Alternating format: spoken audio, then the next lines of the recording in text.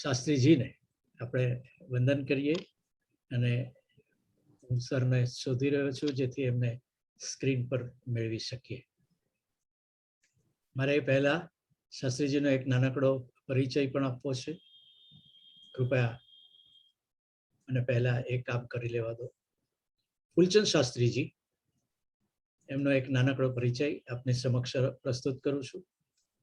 પૂજ્ય શ્રી ફૂલચંદ શાસ્ત્રીજી પરમ કૃપાળુ દેવ શ્રીમદ રાજચંદ્રજી તથા પૂજ્ય ગુરુદેવ શ્રી કાનજી સ્વામીના ચરણ કમળમાં સમર્પિત 40 વર્ષના પૂજ્ય શ્રી ફૂલચંદ શાસ્ત્રીજી અસુ ઉગતા સૂરજ તરીકે ઓળખાય છે. તેઓ ઉમરાળામાં સ્થાપિત આધ્યાત્મિક સાધના કેન્દ્રના સંસ્થાપક છે. ફૂલચંદજી વિશ્વના 153 દેશોની યાત્રા કરનારા પ્રથમ ભારતીય રહેવાસી નાગરિક છે. તેઓ આંતરરાષ્ટ્રીય આધ્યાત્મિક માર્ગદર્શક, લોકપ્રિય વક્તા, વિરાટ દ્રષ્ટિવાન લેખક, આત્મજ્ઞાની મહાપુરુષ અને સંપૂર્ણ વિશ્વમાં અનેકાનેક ચાહક અનુયાયીઓને માટે પ્રેરણા સ્ત્રોત છે. તેઓએ અત્યાર સુધી આધ્યાત્મિકતા તથા શાકાહાર પર અનેક પુસ્તકોની રચના કરી છે. તેમના પ્રવચનો અને સાહિત્યથી પ્રેરિત થઈને કેદીઓ સહિત ઘણા વિદેશીઓએ તેમને સ્વેચ્છાએ શાકાહાર અપનાવ્યો છે. દેશ વિદેશમાં તેમના લોકપ્રિય આધ્યાત્મિક પ્રવચનો સાંભળીને અનેકાનેક જીવોના જીવન પરિવર્તિત થયા છે. જૈન મહારાજ સાહેબ તથા મહાસતી તેમજ જૈન વિદ્વાનો પોતાના આત્માના હિતને માટે તેમની પાસેથી જ્ઞાન પ્રાપ્ત કરે છે.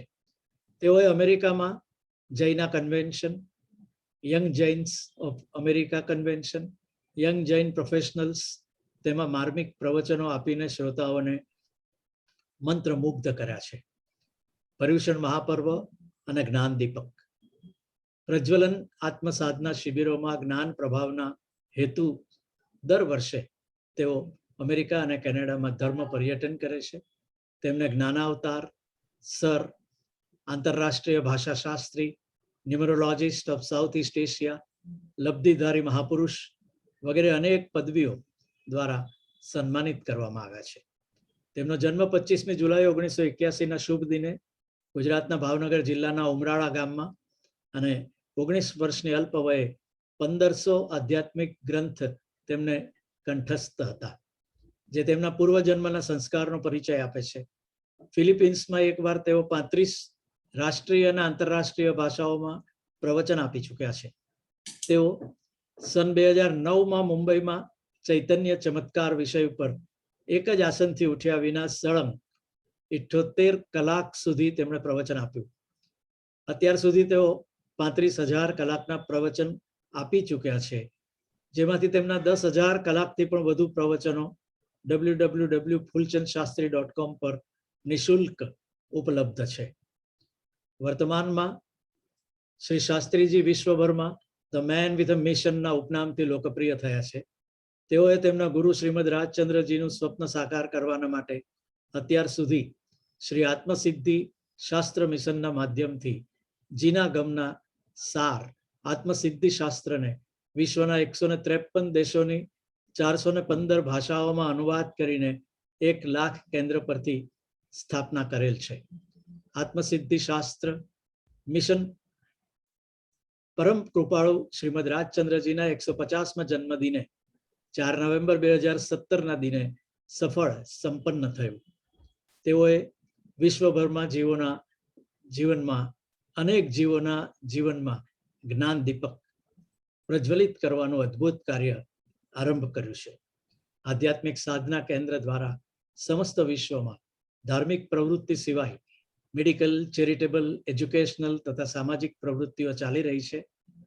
તેમના સાનિધ્યમાં મોક્ષ માર્ગના સાધકો 142 પ્રત્યક્ષ અને 415 પરોક્ષ જ્ઞાન દીપક પ્રજ્વલન આત્મસાધના દ્વારા આત્મસાધનાના પ્રયોગો કરવા પધારી શકે છે.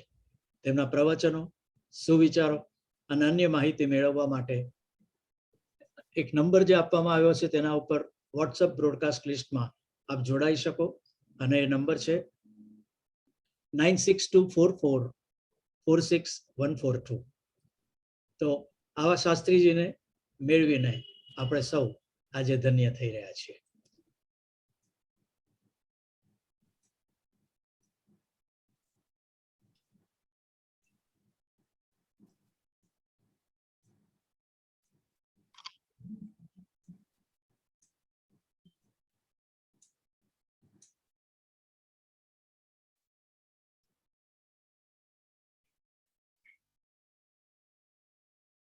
नमस्कार, जय जिनेन्द्र।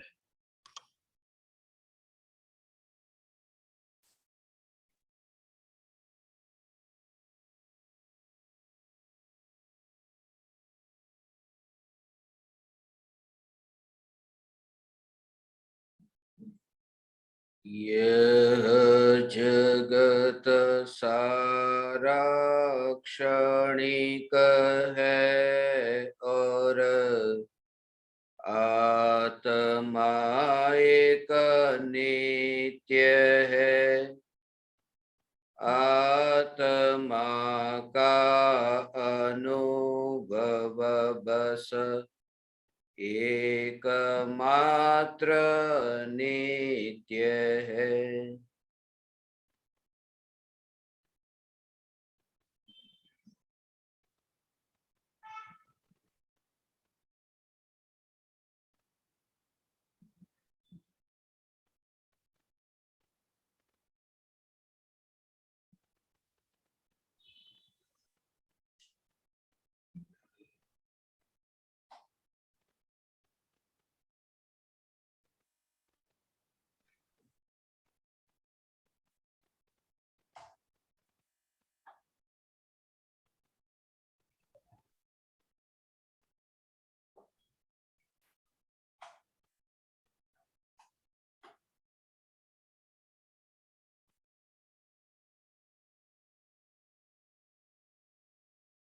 चैतन्य स्वभावी भगवान आत्मा अनादि अनंत शुद्ध चैतन्य मात्र है। ज्ञान मात्र है। मैं शुद्ध चैतन्य मात्र, ज्ञान मात्र, भगवान आत्मा हूँ। प्रति समय यह जागृति बनी रहे। इस जागृति का नाम धर्म है। देह की प्रत्येक क्रिया के काल में और विकल्पों के बहते प्रवाह के काल में ज्ञानी को प्रति समय यह जागृति रहती है कि मैं चैतन्य तत्व इस देह की किसी भी क्रिया में और विकल्पों के बहते प्रवाह में कहीं भी मिला नहीं हूँ। ऐसा शुद्ध चैतन्य तत्व मैं हूँ। प्रति समय स्वयं की शुद्ध चैतन्य सत्ता का बोध आत्म जागृति ही धर्म है।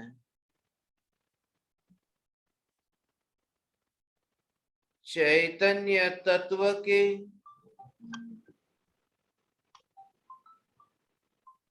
स्व संवेदन प्रत्यक्ष निर्विकल्प अनुभूति होते ही देह होने पर भी देहातीत दशा प्रकट होती है। इतना ही नहीं, विकल्प होने पर भी विकल्पातीत दशा प्रकट होती है। चैतन्य तत्व की निर्विकल्प अनुभूति होते ही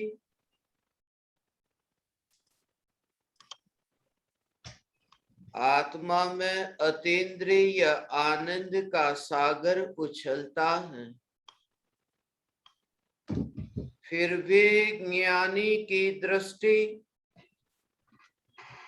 उस अतीन्द्रिय आनंद के सागर की ओर भी नहीं जाती। जिस अतीन्द्रिय आनंद के सागर का अभी अभी जन्म हुआ है और दृष्टि चैतन्य तत्व पर ही टिकी रहती है, जिस चैतन्य तत्व का कदापि जन्म नहीं हुआ, यह चैतन्य तत्व ही मैं हूं।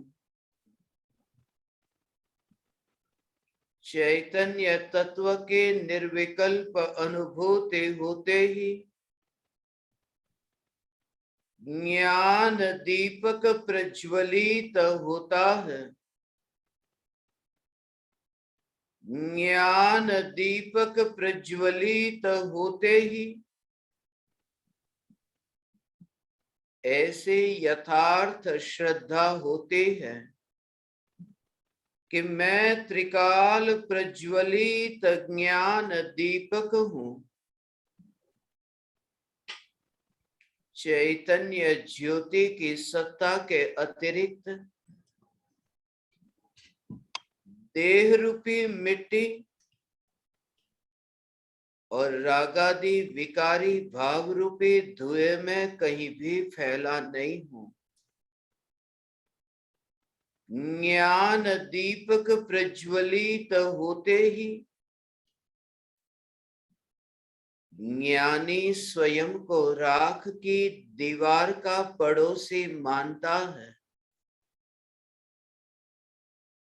और मोक्ष मार्ग का मुसाफिर जानता है।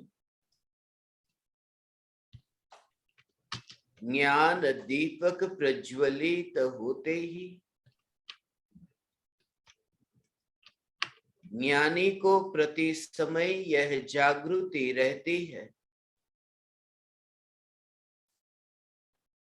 कि मैं चैतन्य तत्व इस राख की दीवार में कहीं भी मिला नहीं हूं।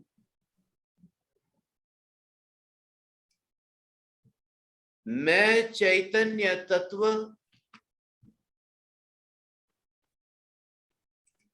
इस राख की दीवार के परमाणुओं से त्रिकाल स्पर्शी हूं। चैतन्य तत्व की निर्विकल्प अनुभूति होते ही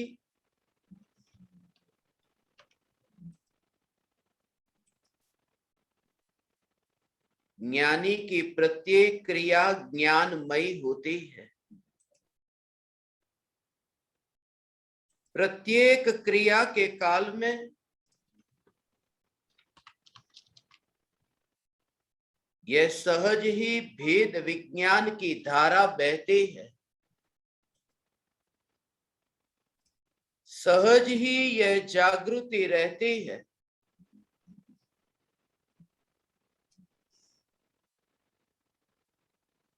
कि मैं ज्ञायक देव। सहज ही यह जागृति रहती है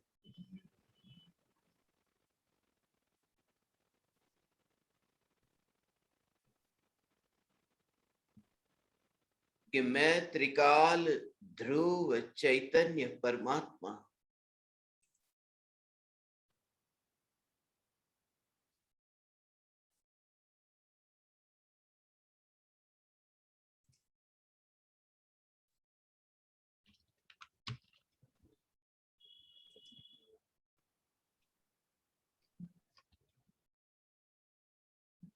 एक समय में प्रकट होने वाली यह निर्विकल्प अनुभूति एक समय के पुरुषार्थ से प्रकट होने वाली यह निर्विकल्प अनुभूति आज के इस सत्संग का विषय है आत्म जागृति परम धर्म।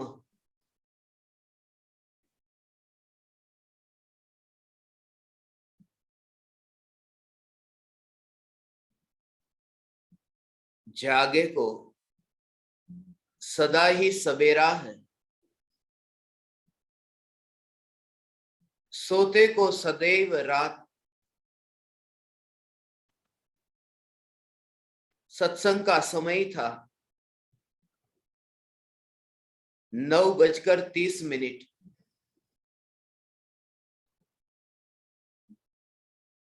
यह चैतन्य तत्व विचार नहीं था, वरना 7:42 पर शुरू हो जाता।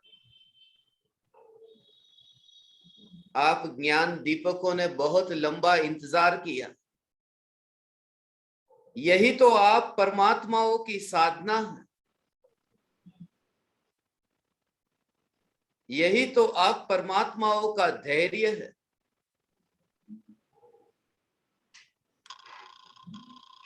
रात्रि में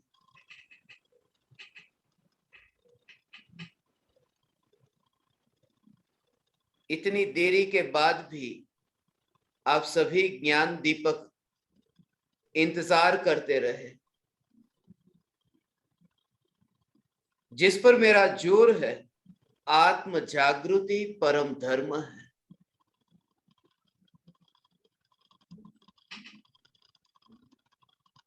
आचार्य अमृतचंद्र देव ने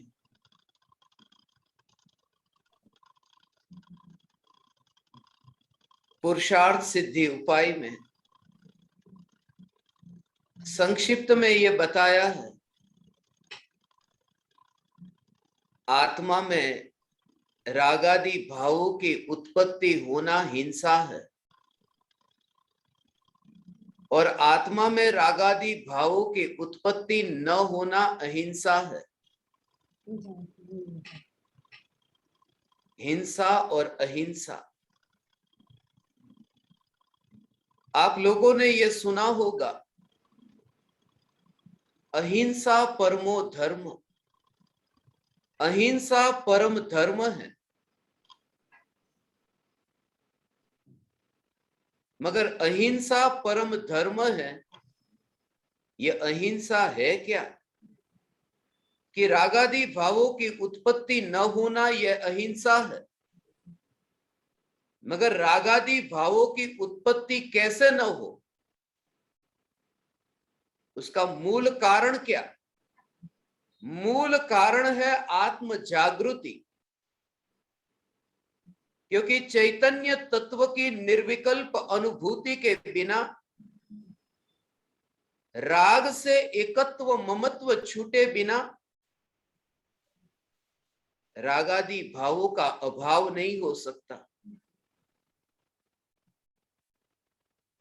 इसलिए आज के सत्संग का नाम रखा आत्म जागृति परम धर्म।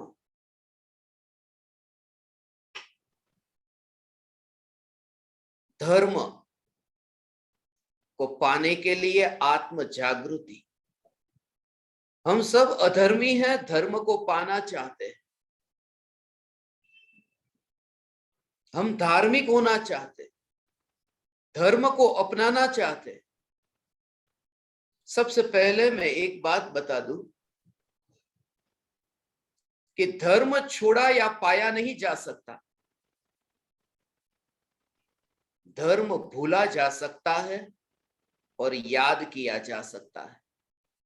धर्म के संबंध में बेहोशी हो सकती है, धर्म के संबंध में जागृति रह सकती है। खोने और पाने की तो बात ही नहीं है, क्योंकि तुम कितने भी दूर चले जाओ, नरक में चले जाओ, स्वर्ग में चले जाओ, मगर अपने से दूर कभी नहीं जा सकते। स्वरूप से दूर कभी नहीं जा सकते। परायों के निकट नहीं जा सकते और स्वयं से दूर नहीं जा सकते। और इस जागृति का नाम ही धर्म है। इस जागृति का नाम ही देह होने पर देहातीत दशा है।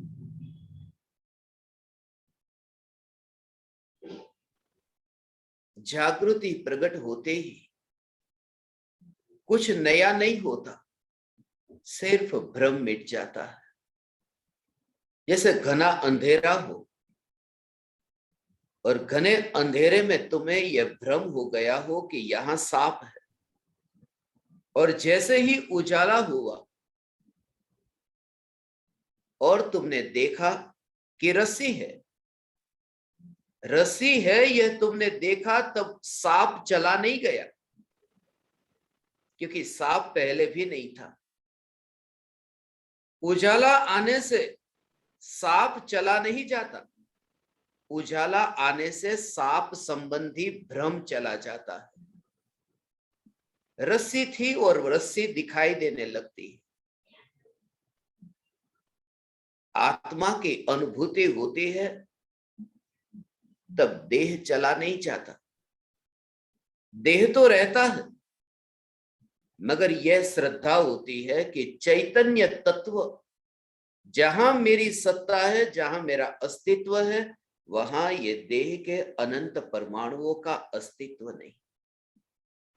इसलिए यह कहता हूं, अनंत परमाणुओं की स्वतंत्र सत्ता का दर्शन, यह दर्शन तभी हो सकता है जब निज चैतन्य का दर्शन हुआ हो। देह में रह करके भी जो देह में नहीं रहता है, देह में रहता है, यह दुनिया तो देखती है, मगर वह देहातीत हो गया।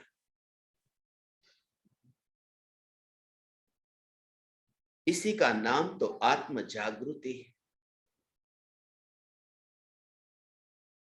मेरा आप ज्ञान दीपकों के लिए यही प्रयास है कि सपने को मत छोड़ना। आज तक यही हुआ, हमने सपने को छोड़ना चाहा, एक सपने में से दूसरे सपने में जाते हैं, दूसरे सपने में से तीसरे सपने में जाते हैं, मगर सपने से मुक्त हो जाना, उसका उपाय है जाग जाना। जैसे रात्रि में एक सपना देखा और सपने में यह देखा कि मैं सम्राट हूं, और फिर वह सपना चला गया, और फिर यह सपना देखा कि मैं भिक्षुक हूं, फिर वह सपना भी गया और यह देखा कि मैं देव हूं या फिर मैं नारकी हूं। हमारे सपने बदलते रहते हैं, सपने बदलते रहते हैं, मगर सपने आज तक छूटे नहीं हैं, क्योंकि सपने से मुक्त होने का एक ही उपाय है, जागना।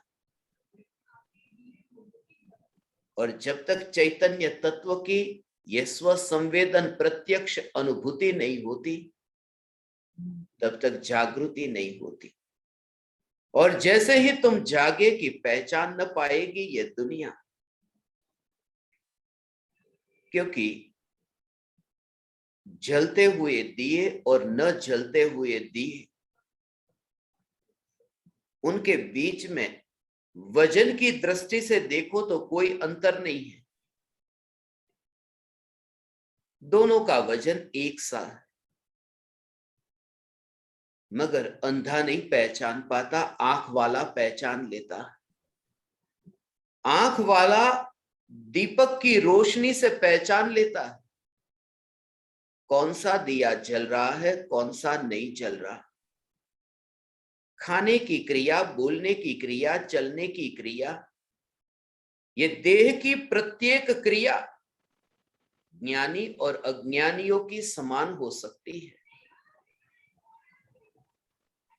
मगर इन क्रियाओं में बहुत बड़ा अंतर है कि ज्ञानी की प्रत्येक क्रिया जागृति पूर्वक है और अज्ञानी की प्रत्येक क्रिया बेहोशी सहित है, बेहोश है।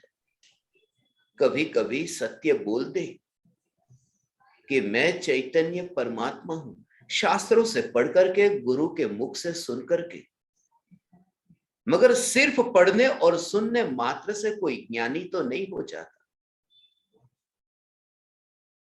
सिर्फ बुद्धि के व्यायाम से चैतन्य तत्व की निर्विकल्प अनुभूति की स्पर्शना तो नहीं हो सकती। चैतन्य तत्व की निर्विकल्प अनुभूति की स्पर्शना तो तब होती है जब बुद्धि से पार बुद्ध को दृष्टि में लेता है।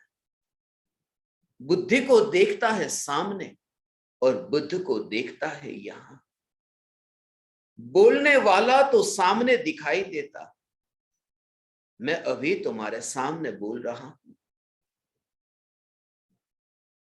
मेरे लैपटॉप की स्क्रीन पर ये मेरा ही दृश्य सामने दिखाई दे रहा।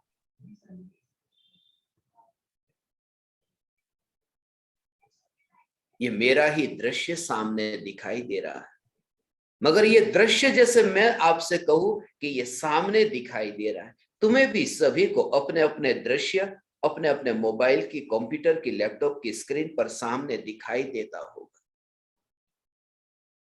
जैसे तुम वहां पर वो दृश्य देखते हो, बस उतना ही दूर तुम अपने शरीर को देखो और ये देखो कि जहां ये दृश्य है उस दृश्य में जैसे ये आंख मिली नहीं है, आंख दृश्य से दूर है, ऐसे ही तुम देख सको कि यह ज्ञान ये राख की दीवार से उतना ही दूर है। ये ज्ञान की सत्ता, यह चैतन्य सत्ता, ये बुद्धि से उतनी ही दूर है। यही तो भेद विज्ञान की परम कला है। सपने को मत छोड़ो, जागने पर जोर दो, सपना सहज ही छूट जाएगा। और जितने भी अधर्म के कार्य होते हैं वो सब बेहोशी से होते हैं।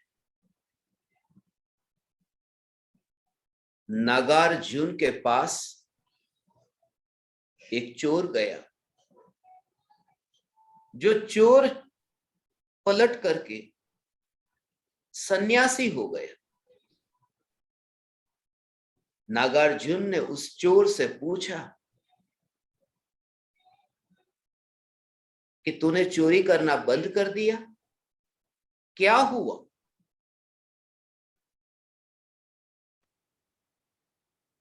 उस सन्यासी ने कहा, जो कभी बहुत बड़ा चोर हुआ करता था, कि मुझे ये सत्य का बोध हुआ। मैं रात को चोरी करने जाता था, ये मेरा भ्रम था कि लोग जब सोते थे तब मैं चोरी करने जाता था। यह मेरा भ्रम था कि लोग सोते थे तब मैं चोरी करने जाता था। सत्य यह है कि मैं सोता था, इसलिए मैं चोरी करने जाता था। मैं अब जाग गया कि सहज ही चोरी का भाव अब आता ही नहीं। देह की क्रिया में सहज ही परिवर्तन आ जाता है। प्रति समय यह जागृति, ये देह के परमाणु में इतनी तन्मयता नहीं, और तन्मयता नहीं, उसका भाव बहुत सूक्ष्म है। तब फिर तुम मध्य रात्रि में भी, भले ही तुम लेटे हो, आंख तुम्हारी बंद है मगर दृष्टि तुम्हारी खुली है। मध्य रात्रि में भी भले ही बाहर घना अंधेरा है मगर तुम्हारे भीतर ज्ञान की जलती ज्योति है। मध्य रात्रि में भी तुम्हारी करवटें बदलती हो मगर तुम जागृति से परिपूर्ण हो कि ज्ञान रागादि विकारी भाव रूप परिवर्तित नहीं हो रहा, और ये बीज तुम्हारे भीतर में बोया गया। वरना तुम्हें ये चैतन्य परमात्मा की पुकार, वरना तुम्हें ये चैतन्य परमात्मा की ऐसी रुचि न जगती। एक एक क्रिया में जागृति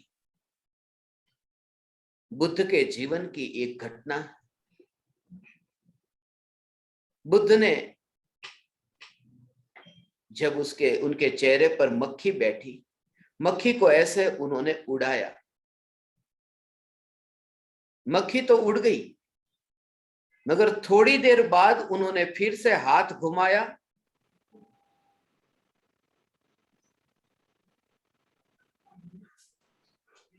जब मक्खी थी ही नहीं। बुद्ध के पास बुद्ध के भिक्षुक थे।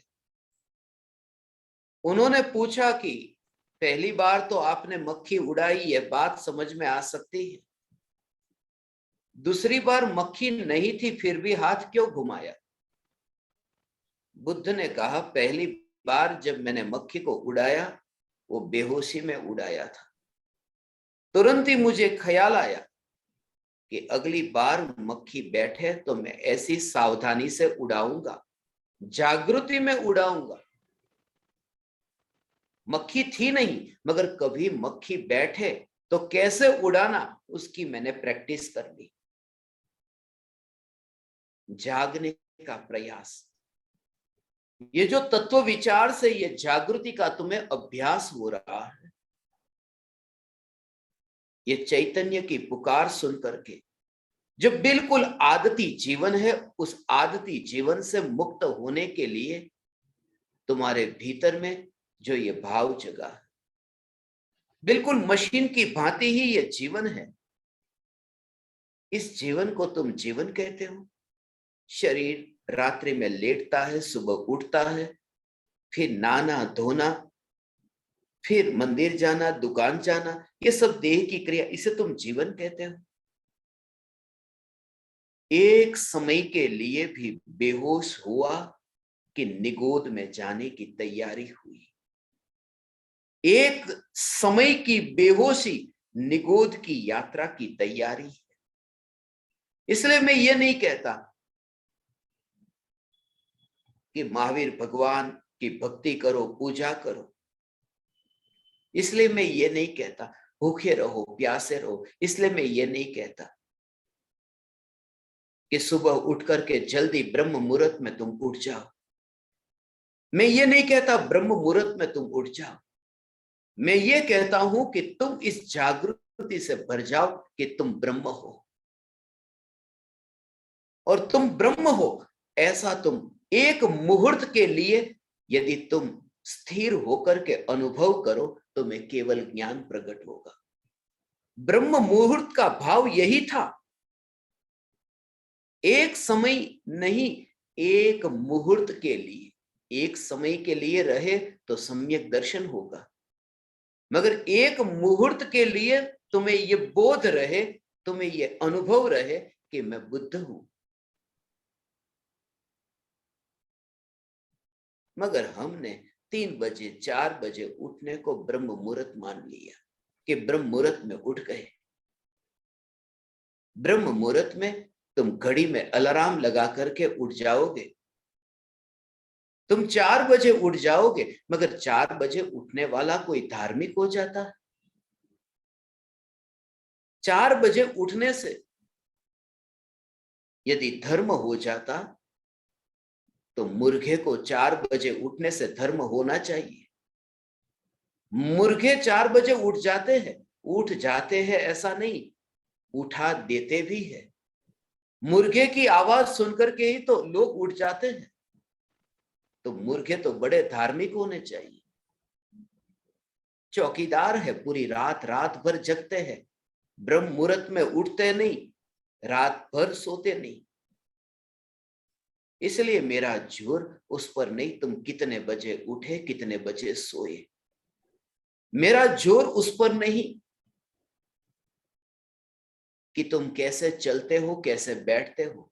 इसलिए आज तक मैंने ज्ञान दीपकों से यह नहीं कहा कि तुम ऊपर बैठे या नीचे बैठे, कुर्सी पर बैठे या पलाठी लगाकर बैठे।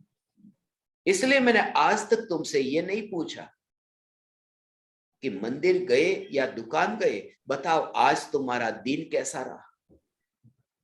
मैंने तुमसे यह कहा कि यदि तुम बेहोशी में मंदिर की ओर जाते हो तो अधर्मी हो, और जागृति में दुकान की ओर जाते हो तो धार्मिक हो। आज तक यही तो हुआ। कभी कभी हम नींद में दुकान पर गए और कभी कभी नींद में हम मंदिर में गए। सपने में कोई दुकान पर चला जाए या फिर सपने में कोई मंदिर चला जाए, रहता तो अपने घर में ही है। यही बात मैं आपसे कहता हूं कि मिथ्यात्व के कारण मोह की निद्रा में बहुत बार यह माना कि मैं पाप में गया और पुण्य में गया, मगर सत्य तो यही है कि मैं अपने घर से बाहर कहीं नहीं गया। और यह जागृति, ये सुनते सुनते भी तुम्हें अंतर में यह चैतन्य की स्पर्श ना हो, ये सुनते सुनते भी तुम इस राग की दीवार के साथ में आज तक जितना भी व्यवहार हुआ उस व्यवहार को पराया देख सको। तुम ज्ञान दर्पण में प्रतिबिंबित ये देह को ज्ञान दर्पण से अछूता देख सको। नहीं आई है जो चैतन्य सत्ता इस परमाणु में, ऐसे तुम इन परमाणुओं को देख सको। आदती जीवन से मुक्ति, ये देह का जो जीवन ये आदती जीवन है। देह के साथ में तन्मय होकर के जो ये जीवन जिया जा रहा है यही आदती जीवन है। इसलिए ये कहता हूं, जो हम सुबह से रात तक जो जीवन जीते, जैसे सुबह उठे,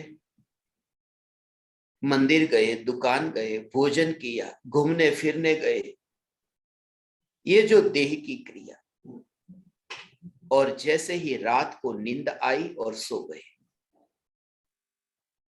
जब नींद में होते हैं तब दिन भर क्या किया वह याद नहीं रहता, और जब सुबह उठते हैं तो रात्रि में जो सपने आए थे वो सपने सुबह उठ करके याद रहते हैं। मेरी बात को गहराई से समझना। एक सपना ऐसा है जो हमने दिन भर देखा है, और दूसरा सपना ऐसा है जो हम रात्रि में देखते हैं। और दिन भर जो सपना हम देखते हैं वो तो रात को याद भी नहीं रहता। रात्रि में जो सपना देखते हैं वो दिन में याद तो कम से कम रहता है, वो उठने पर याद तो कम से कम रहता है। मेरा कहने का मतलब यह है कि रात का सपना कम से कम इतना तो सत्य है कि दिन में याद तो रहता है, मगर दिन भर जो देखा गया सपना वो तो इतना तुच्छ है कि रात्रि में आंख बंद होते ही कुछ भी याद नहीं। और उस तुच्छ स्वप्न को हम जीवन मानकर बैठे हैं, और वह जीवन जीवन नहीं, तब तक ये अनुभूति नहीं होगी कि मैं चैतन्य परमात्मा हूं, तब तक वो जीवन जीवन है ही नहीं। ये तुम्हें बोध तभी होगा जब चैतन्य तत्व की अंतर्मुख होकर के अनुभूति होगी। यह जागना, पूरे जीवन भर ये भ्रमित होकर के ही जीवन जीते हैं, बेहोशी में ही जीवन जीते हैं। इसलिए कहा आत्म जागृति परम धर्म है। देह की क्रिया परम धर्म तो नहीं, धर्म ही नहीं,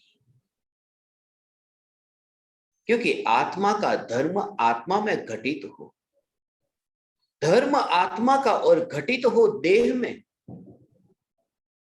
यही तो सबसे बड़ी भूल है। अज्ञानी का अधर्म भी देह में है, अज्ञानी का धर्म भी देह में है। ज्ञानी कहते हैं अधर्म भी आत्मा की बेहोशी है और धर्म भी आत्मा की जागृति है, क्योंकि धर्म और अधर्म ये आत्मा के बारे में कहा जा रहा है। आत्म जागृति प्रकट होते ही कैसे पहचानोगे कि तुम जागृत हो?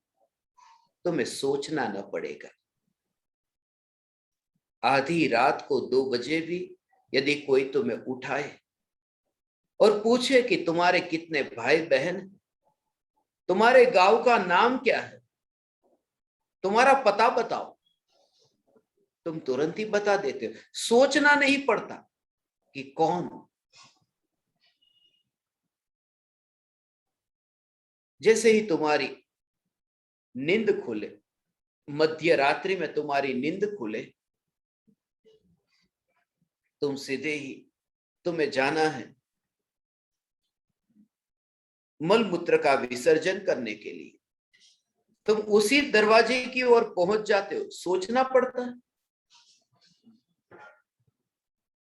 जिसके बारे में तुम्हारे अंतर में समझ है, वहां ये सोचना नहीं पड़ता कहां से जाऊं। अंधे को सोचना पड़ता है मैं कहां से जाऊं, आंख वाला दरवाजे से बाहर निकल जाता है। जब चैतन्य तत्व की अनुभूति पूर्वक दृष्टि सम्यक होती है तो सोचना नहीं पड़ता, प्रति समय यह जागृति, और उस समय तुम्हें यह भी अपेक्षा नहीं। मेरा पूरा जोर यह है कि दुनिया तुम पर ज्ञानी की मोहर लगाती है या नहीं लगाती, उसकी फिक्र मत करना। आत्म जागृति से भरना, आत्म जागृति से भरना। अनुभूति तुम्हें होगी, तुम गुरु को कहो। परम कृपालु देव के सामने जाकर तुम अपने अंतर के भावों को, अंतर की अनुभूति को व्यक्त करो। मगर जैसे ही तुम गुरु के पास जाकर अंतर की अनुभूति को व्यक्त करोगे और गुरु मोहर लगाएंगे कि हाँ तुझे अनुभूति हुई है, मगर गुरु की जो मोहर होगी उस मोहर के कारण तुम्हें आनंद नहीं आएगा। तुम्हारे आनंद का कारण तुम्हारी स्वयं की अनुभूति ही होगी। वह भी एकमात्र औपचारिकता होगी जो गुरु ने मोहर लगाई। निर्णय स्वयं का ही मान्य होगा, क्योंकि गुरु के ज्ञान में यह जानने में आएगा। गुरु तुम्हारी अनुभूति को ज्ञान में जान तो सकते हैं, मगर तुम्हारी अनुभूति का अनुभव गुरु नहीं कर सकते। इसलिए महावीर भगवान, आदिनाथ भगवान के आत्मा का अनुभव नहीं कर सकते, क्योंकि यह नियम है। अनुभूति के लिए तन्मयता चाहिए, फासला नहीं। इसलिए तो कहता हूं जहां फासला है वहां अनुभूति नहीं। इसलिए मैं आपको जान तो सकता हूं, आपका अनुभव नहीं कर सकता। इसलिए यह कहा केवली भगवान लोकालोक को जानते हैं, मगर अनुभव तो स्वयं का, लोकालोक का नहीं। अनंत सिद्ध परमात्माओं का अनुभव नहीं कर सकते, स्वयं का अनुभव। और सत्य तो यही है कि जब स्वयं की अनुभूति की गहराई में इतने उतरे हो कि ज्ञान की पर्याय में जो अज्ञानता का जो आवरण था वो आवरण गिर जाता है और सहज ही यह दशा प्रकट होती है। दर्पण के ऊपर जैसे तुमने कपड़ा घुमाया, अब तुम्हें यह कहना नहीं पड़ेगा कि जितने भी पदार्थ है वे पदार्थ दर्पण में प्रतिबिंबित हो, सहज प्रतिबिंबित होंगे। जब राग और द्वेष के विकारी भाव आत्मा के पुरुषार्थ से हट जाते हैं, ये धूल जब हट जाती है तो सहज ही लोकालोक ज्ञान की पर्याय में प्रतिबिंबित होता है। मगर सहज पुरुषार्थ, और बाहर में तो दर्पण के ऊपर धूल को हटाने के लिए कपड़े को वहां घुमाया।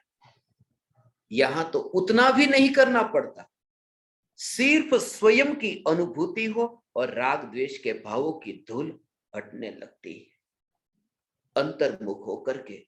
ऐसे पुरुषार्थ से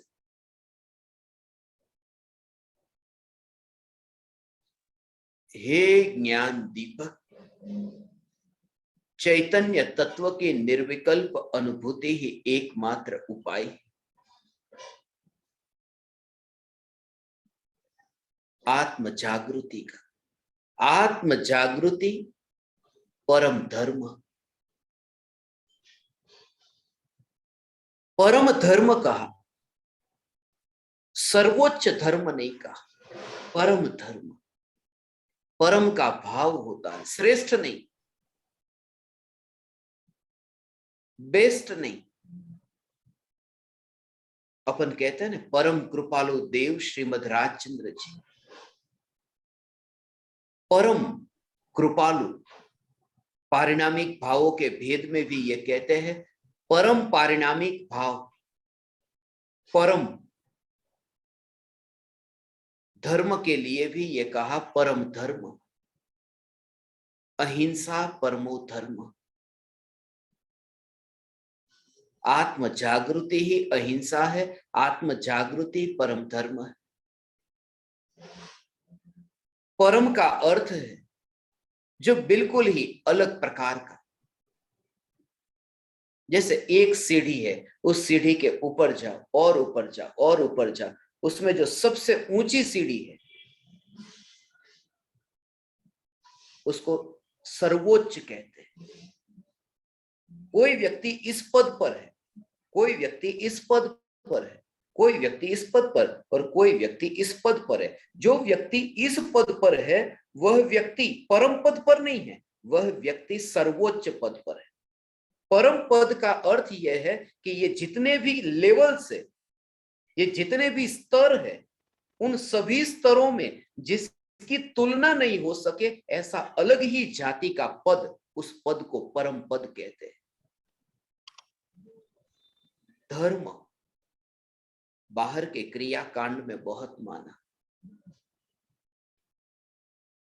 आज तक इसी में तो धर्म माना। पर्युषण महापर्व से पहले ही लोग तैयारी करते हैं। जैसे हमारी व्याख्यान माला भी पर्युषण महापर्व के पूर्व ही हो गई, पर्युषण तो आए ही नहीं, तैयारी पहले से कर लो। लोग ऐसी ही तैयारी पहले से करते हैं कि पर्युषण में 8 दिन भूखा रहना है तो पहले ही 8 दिन पेट भर लो, पर्युषण आने से पहले तैयारी कर लो। बोलना नहीं है, चुप रहना है, मौन रहना। आज मेरा मौन है, कोई मुझे बुलाना मत, ऐसा बोलने वाले लोग हैं। बोलने वाले नहीं तो लिखने वाले तो है, लिख करके दिखा देते हैं आज मेरा मौन है। या फिर लिखे भी नहीं तो इशारा तो करते हैं।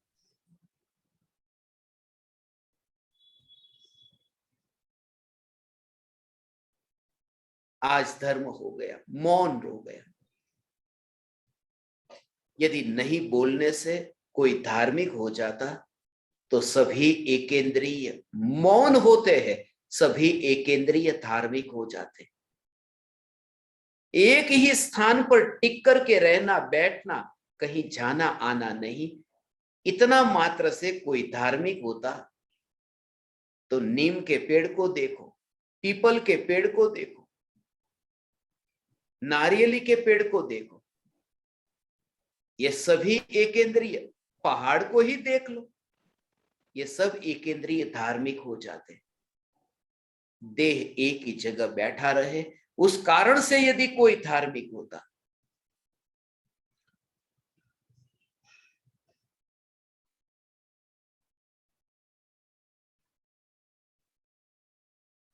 देह की क्रियाओं में ही आज तक धर्म माना।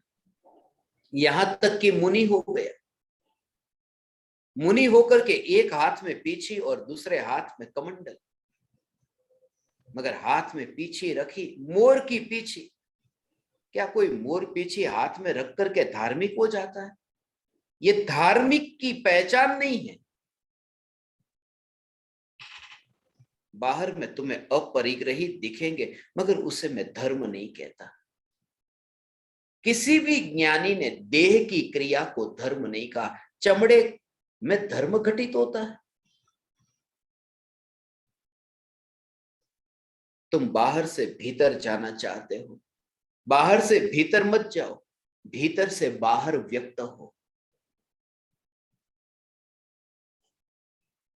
फूल में से खुशबू बाहर आए, यह स्वाभाविक है। तुम चाहते हो प्लास्टिक के फूल पर बाहर से परफ्यूम छिड़क दे, बाहर से भीतर जाना चाहते हो, नहीं, भीतर से बाहर आना यह सहज होगा। इसलिए तो कहा जहां निश्चय है वहां व्यवहार है।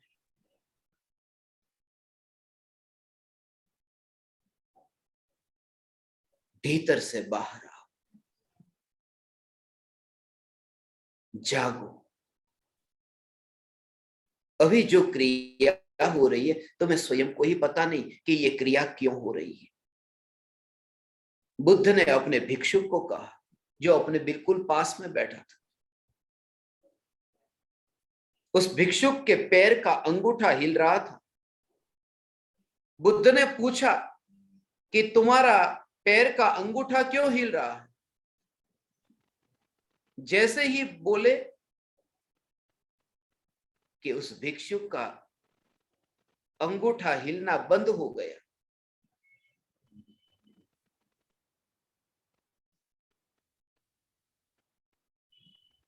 बेहोशी में था।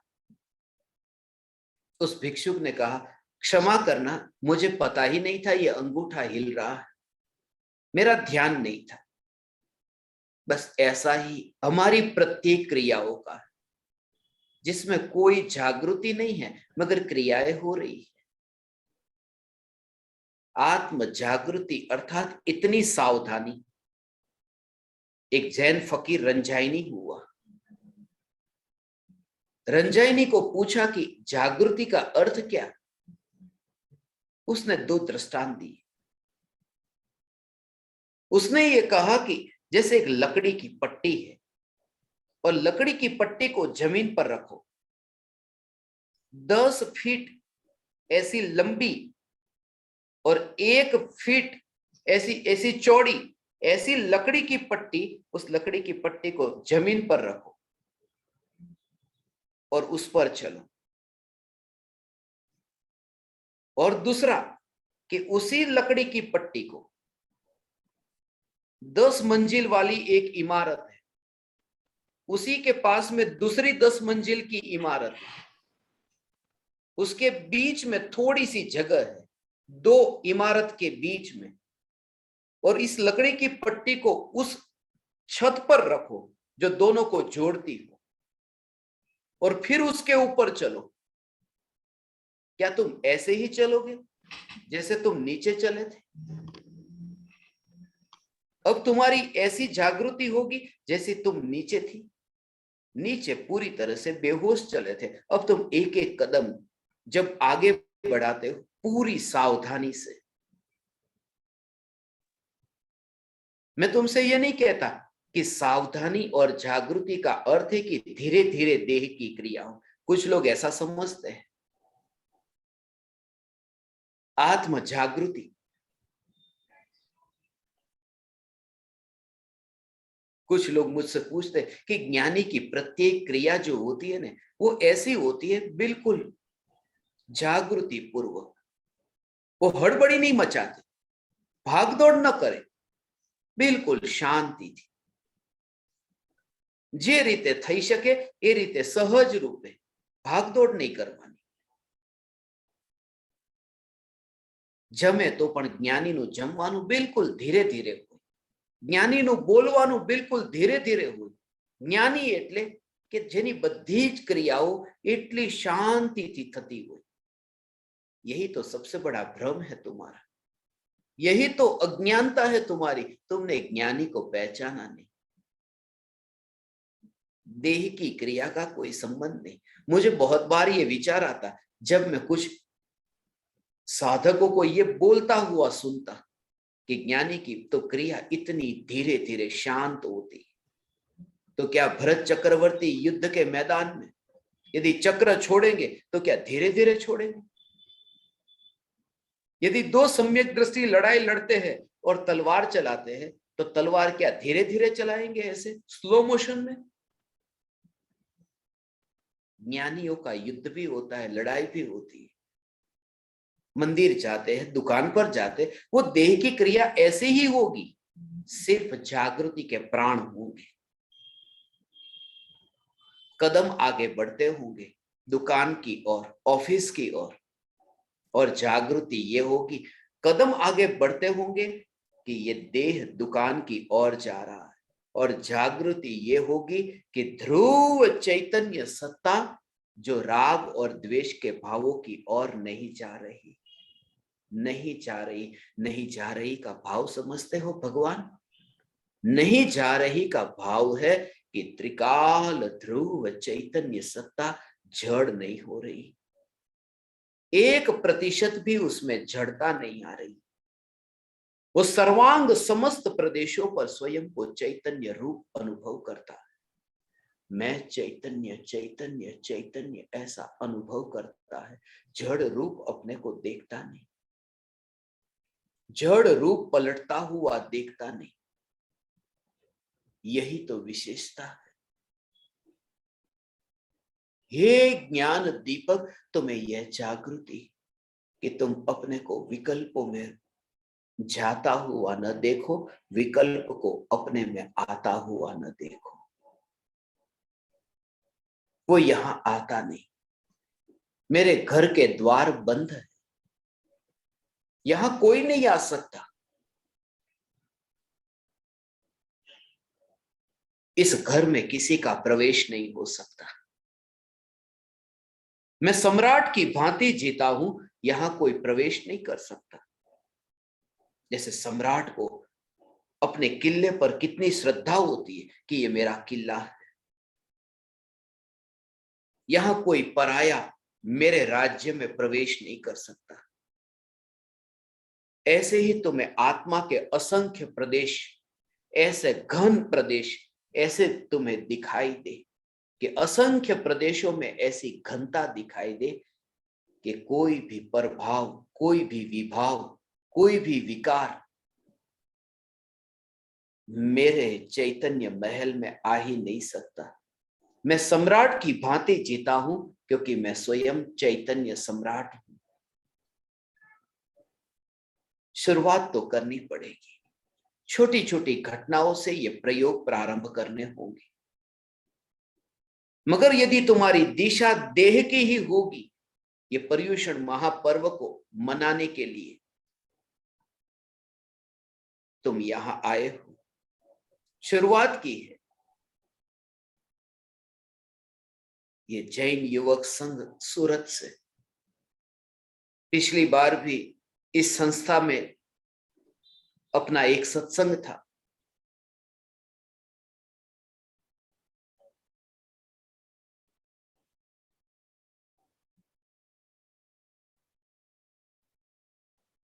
संख्या बहुत कम है। कल मैं देख रहा था, कुछ शुरुआत में कुछ 30-35 लोग सुन रहे थे। आज भी मैं देख रहा था, बहुत कम लोग सुनते हैं। छोटी सी संस्था है।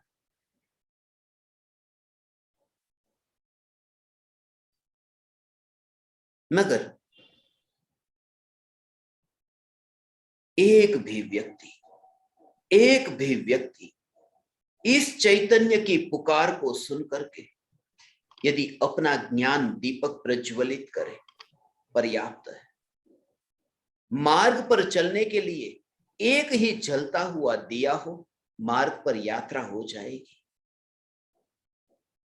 मोक्ष मार्ग पर यात्रा करने के लिए बस तुम्हारा ज्ञान का दीपक प्रज्वलित हो।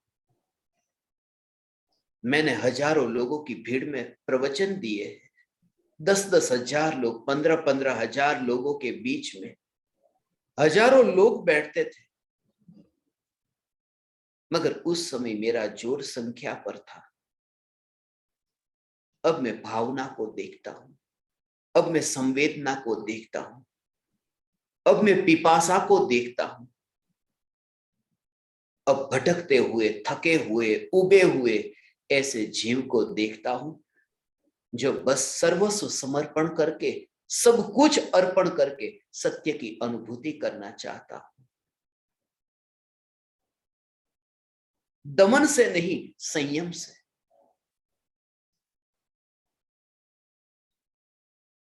योग से नहीं, उपयोग से।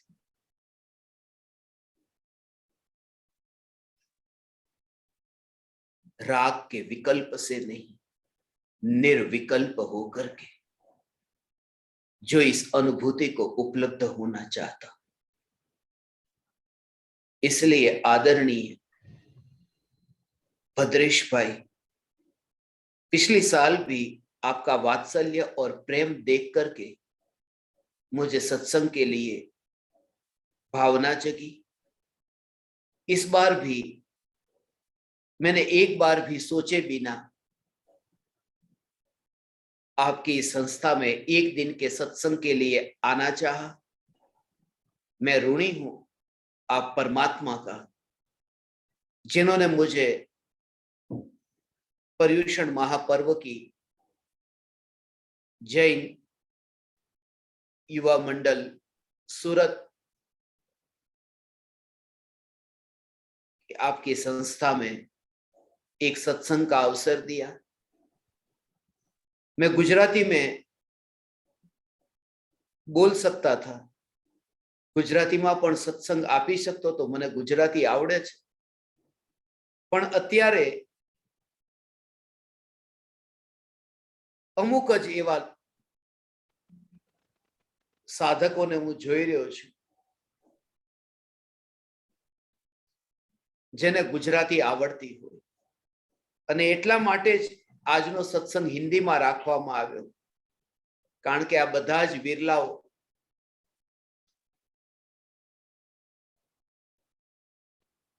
આ બધા જ વિરલાઓ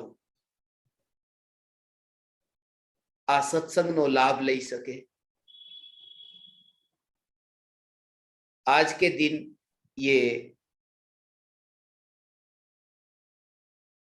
सत्संग का अवसर हमें मिला था।